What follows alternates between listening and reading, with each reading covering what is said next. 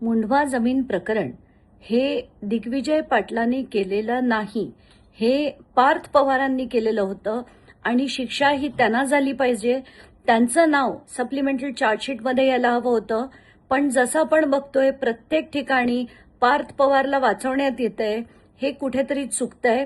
खारगे अहवालात सुद्धा जे बोट आहे खरं तर ते पार्थ पवारवर आहे, कारण मी त्यांना दिलेल्या पॉवर ऑफ अटॉर्नीमध्ये पार्थ पवारांचं नाव प्रत्येक पानावर सही, नोटराइज डॉक्युमेंट हे आधीच्या काळचं दाखवलेलं असताना स्पष्टपणे कळतंय की मुंढवा या जमिनीवर पार्थ पवारांचा डोळा होता. ही 40 एकर गिळंकृत करण्याचा जो प्रयत्न केला तो अधिकाऱ्यांच्या मदतीने पार्थनी केला होता. एकटा दिग्विजयच्या सांगण्यावरनं हे कधीही झालं नसतं. तर मला कुठेतरी वाटतंय की त्यांचं नाव न येता पार्थ पवार यांचंच नाव आलं पाहिजे आणि याची चौकशी पुन्हा नीट करावी पोलिसांनी, अशीच माझी मागणी आहे.